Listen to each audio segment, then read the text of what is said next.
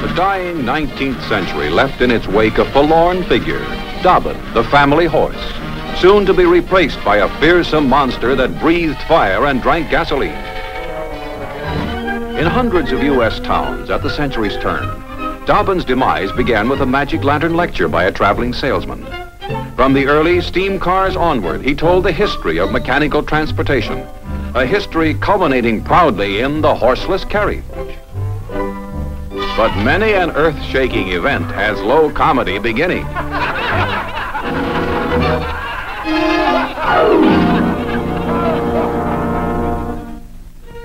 In place of gasps of amazement, the intrepid lecturer oft reaped hoots and howls from his audience. For though by 1900 more than 40 automobile factories were already in operation, the noisy, smelly, dangerous toy cast hardly more of a shadow on the national scene than this wayward cat. It was a red-letter day when the first auto came to town. No superhighways yawned for the horseless marvel. As late as 1904, there were less than 150 miles of paved roads in all the United States. Belching smoke, the thing careened off, out-snorting and out-rearing the most rambunctious stallion. Chauffeurs of the period, studying how to drive, step by step from a book of instructions, often learned to start before they learned to stop. Runaway cars became as commonplace as runaway horses. The entire population ran madly behind shouting advice, every word of it wrong.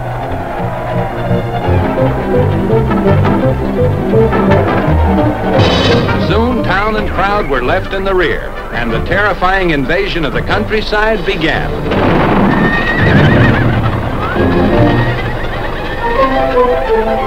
The embattled farmer greeted the car with an affection reserved till then for the drought and boll weevil.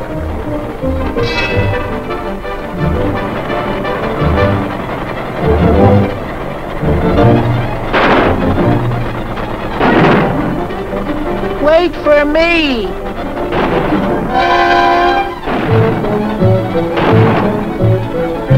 So the iron monster, cheered and jeered, loved and despised, cut a swath across rural America. And the rural America of trackless plains, impassable roads, and isolated farms was never again the same.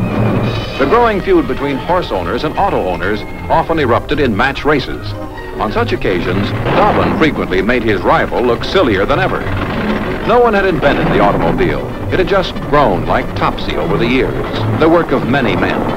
Early models weren't built for speed.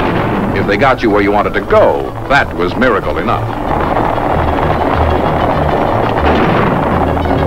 Dobbin breezed home to triumph and disillusionment, for the interest of the crowd was not in the victor, but the vanquished. Silently, without even noticing, the parade passed by. Within 3 decades, the horse, man's chief means of transportation for centuries, was to vanish almost entirely from the nation's thoroughfares. And this was the beginning. Over Main Street was sweeping a wondrous change. By 1903, production of cars had reached a stupendous 9,000 a year. Begoggled drivers passed in polished metal splendor. There were some hitches, and most of the hitches were still to horses. Races between autos and horses became things of the past. Barney Oldfield, most famous of daredevils, pushed the record to a fabulous mile a minute and beyond. This is a dramatic reenactment with Oldfield himself reliving years later one of his great speed runs. This is the real thing. Rare and authentic pictures of the Vanderbilt Cup race of 1906. New Yorkers departed at midnight to attend a contest which started at dawn, covered 100 miles of curved and rutted Long Island roads, and was so accident-ridden it had to be abandoned. By 1914, the year these scenes were taken, dirt track racing was a national sport. When wheels squirted off, as they often did, drivers kept on going. On dry days, dust was kicked into a blinding, choking, almost solid wall. But public interest was stimulated, and new developments tested amid the racetrack's dirt and danger.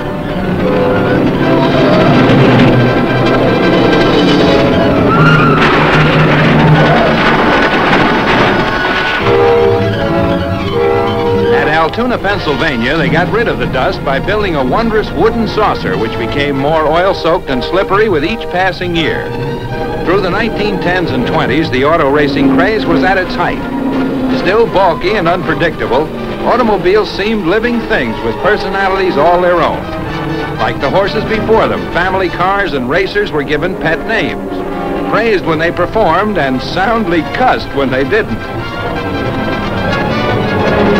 In 1911, the Indianapolis 500 zoomed off on a brick track while old-time cameras clanked.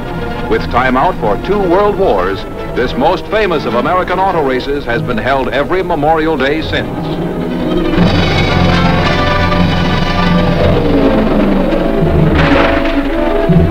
1916 saw the birth of the Pikes Peak climb.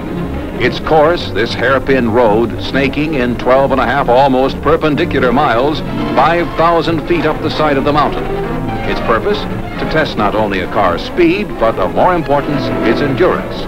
For it was the automobile's ever-increasing dependability that was rapidly putting the nation on wheels. More autos meant, alas, more accidents.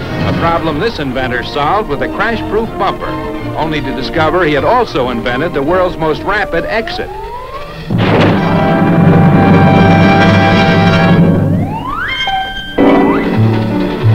Another genius devised this supreme test.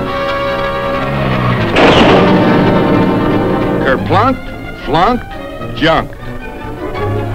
Back in 1916, cars came in every conceivable shape and size. There were 140 different U.S. manufacturers then.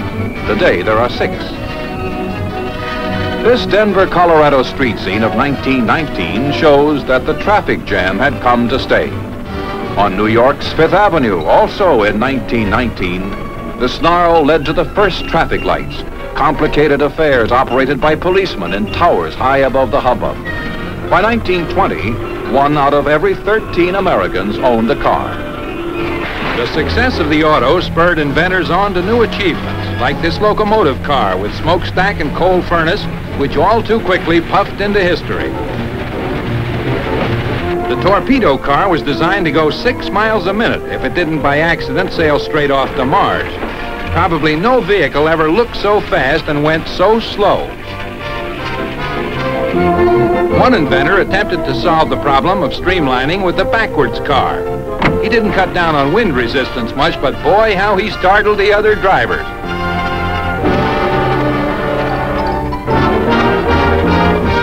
France's submarine car was supposed to travel not only on land, but on and under the water. And surprisingly enough, that is exactly what he did, cruising downward until only the smokestack marked its path. Oh, what a place to run out of gas. Most novel of auto inventions was England's Dynasphere, which did away with the car entirely and just used the tire. The driver acted as an inner tube. What a position the blighter will be in if the thing has a blowout. Jawohl, science really marched forward with Germany's rocket car. The first model ran on a track. There was, of course, one small problem. The smoke. Years passed in experiment and labor. A new rocket is unveiled. The smoke problem? Don't give it a thought. We've got that licked.